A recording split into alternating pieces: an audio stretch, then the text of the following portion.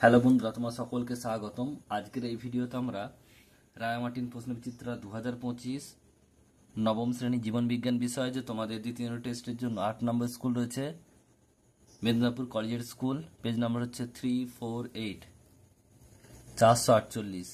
তো এই প্রশ্নপত্রের উত্তর নিয়ে আলোচনা করব।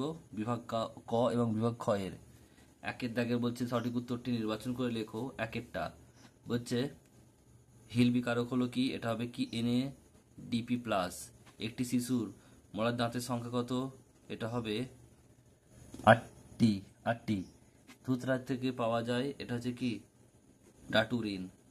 প্রান্তীয় শোষণে এক অণু NADH plus H plus থেকে এটিপি উৎপন্ন হয় 3টি। হেপাটিক পোর্টাল সংবহন যে দুটি অঙ্গের মধ্যে অবস্থিত তা হলো কি? যকৃৎ। দুয়ের দাগের একেরটা বিভাগ খ বলছে হিমোলিম্ফ প্লাজমা ও এটা হিমোসাইট আর নামক রক্তকোষ নিয়ে গঠিত। নেক্সট হচ্ছে বলছে দেখো গুল্ম ও বৃক্ষ উদ্ভিদের বায়ব অংশের ত্বকে যে ছোট ছিদ্রের মাধ্যমে গ্যাসীয় আদান প্রদান ঘটে তা হলো কি? লেন্টিসেল। নেক্সট হচ্ছে পরেরটা বলছে পিত্ত রস থেকে নির্গত নালীর নাম কি? এটা হচ্ছে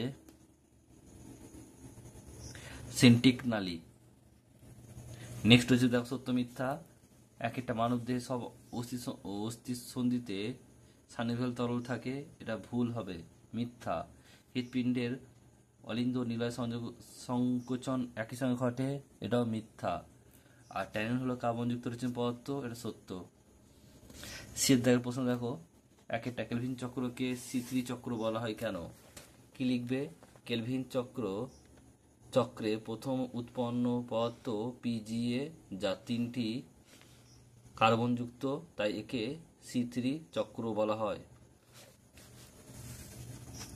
ADH এর সম্পূর্ণ নাম কি? লিখবে অ্যান্টিডাই ইউরেটিক হরমোন।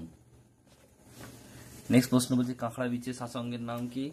লিখবে বই ফুসফুস।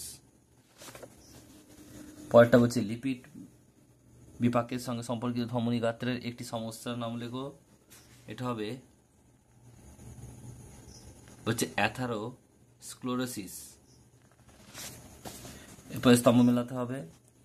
পত্ররন্ধ্র, এটা হবে কি? সি অর্থাৎ রক্ষী কোষ।